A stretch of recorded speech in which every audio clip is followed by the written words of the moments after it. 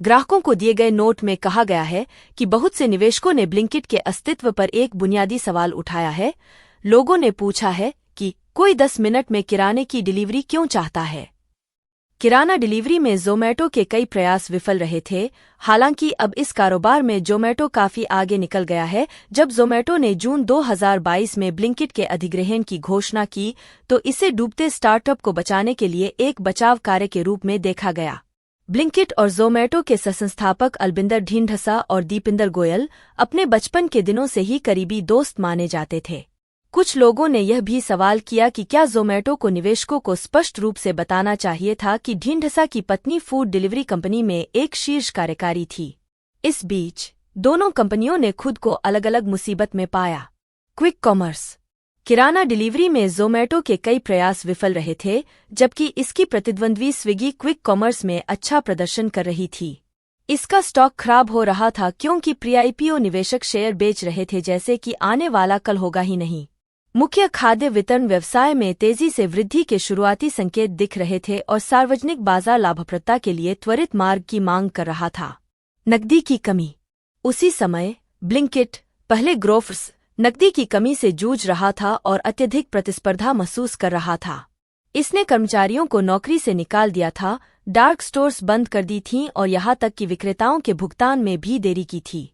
यह अधिग्रहण ज़ोमैटो के जरिए ब्लिंकिट को जीवन समर्थन पर रखने के लिए $150 मिलियन का लोन देने के कुछ महीनों बाद हुआ।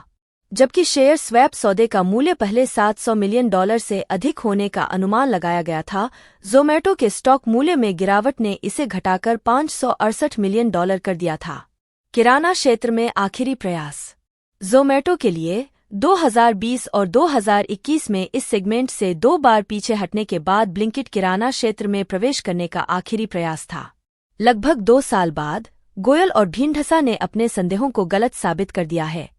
उदाहरण के लिए जेफरीज ने सितंबर 2022 के आसपास ज़ोमैटो के दीपिंदर गोयल और सीएफओ अक्षत गोयल के साथ बैठक के बाद पूछा कि क्या क्विक कॉमर्स वास्तविक है, यह देखते हुए कि किसी भी बड़े बाजार में इस अवधारणा का अभी तक कोई सबूत नहीं दिया गया है। इस दुनिया में क्विक कॉमर्स पर संदेह अधिक है। बुनियादी सवाल ग्राहकों को दिए गए नोट में कहा गया है कि बहुत से निवेशकों ने ब्लिंकिट के अस्तित्व पर एक बुनियादी सवाल उठाया है। लोगों ने पूछा है कि कोई 10 मिनट में किराने की डिलीवरी क्यों चाहता है। फरवरी 2024 में कटौती करते हुए उसी ब्रोकरेज हाउस ने कहा कि Q3 FY24 quick commerce QC में असाधारण प्रदर्शन के साथ एक और मजबूत तिमाही थी, जो एक तरह से ब्लिंकिट के बदलाव को रेखांकित करता है। एक्सप्रेस डिलीवरी में आगे हालांकि अब ब्लिंकिट एक्सप्रेस डिलीवरी क्षेत्र में एक संपन्न खिलाड़ी में बदल गया है, जो स्विगी के इंस्टामार्ट, टाटा समूह के बीबी नाउ, जेप्टो, अमेज़न और फ्लिपकार्ट जैसे प्रतिद्वंद्वियों को टक्कर दे रहा है। किराने का सामान और सब्जियां वितरित करने से लेकर ब्लिंकिट ने आईफोन, कंडोम, व्यक्तिगत मसाजर, स्थानीय त्योहारों के लिए विविध सामान और यहां तक कि प्रिंटिंग सेवाएं भी लोगों को उपलब्ध करवाई है। आंकड़े वहीं आंकड़े कुछ और ही कहानी बताते हैं। वित्त वर्ष 2022 में ब्लिंकिट को 1440 करोड़ रुपए का नेट लॉस हुआ, लेकिन इसका समायोजित हानि Q3 FY24 तक घटकर 89 करोड़ रुपए हो गई और लाभप्रदता से कुछ महीने दूर है। कंपनी ने कहा कि वह Q1 FY25 पर या उससे पहले समायोजित ब्रेकइवन के अपने मार्गदर्शन को पूरा करने की राह पर है। ब्लिंकिट का निष्पादन, कार्यशील पूंजी अनुशासन और कैटलॉगिंग गुरुग्राम स्थित कंपनी को अपने प्रतिस्पर्धियों से बढ़त दिलाती है। उदाहरण के लिए ब्लिंकिट एकमात्र क्विक कॉमर्स कंपनी है जो प्रतिदिन एक परचेस ऑर्डर PO उत्पन्न करती है, जबकि स्विगी, इंस्टामार्ट और ज़ेप्टो हर हफ्ते ऐसा करते हैं। ब्लिंकिट दैनिक PO करता है, जिसके कारण उनकी कार्यशील पूंजी की आवश्यकता सबसे कम होती है।